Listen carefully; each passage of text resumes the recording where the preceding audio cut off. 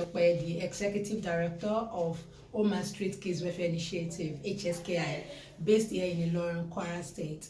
I'm so happy to be the first guest of Reading Rendezvous, and here today I'll be talking about the importance of reading and what reading has done for me and is still doing for me. Growing up, there's this magazine, Ikebe Super.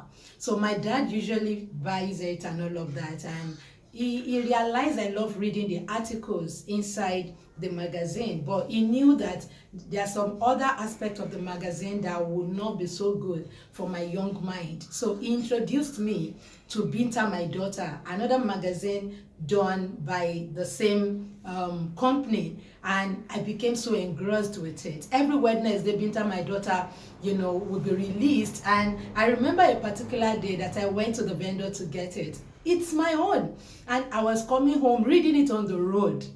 That was how engrossed I was, and that has been the culture for me. I love reading. I see reading as another form of education.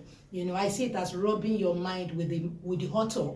You might not have met the author, you might not be in the country where the author is, but reading the material of the author exposes you to the mind of the author, and that is it. For me. So recently I picked up a book because I run an NGO, HSKi, like I rightly said, and what we do is we cater for children that beg on the streets and their mothers here in Ilorin, Kwara State.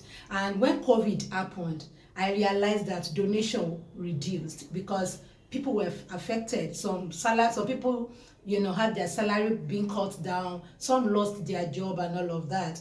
And, the number of the street beggars increased, and the children and mothers that needed our help. So I sat down with my team and we had to think about it. And I was like, two things we could do: either to look for a way to make people feel terrible by not giving to this cause we are doing in giving a better life to the street connected children, or going into business ourselves in order to add up to the donation that comes in. So we decided to pick the latter.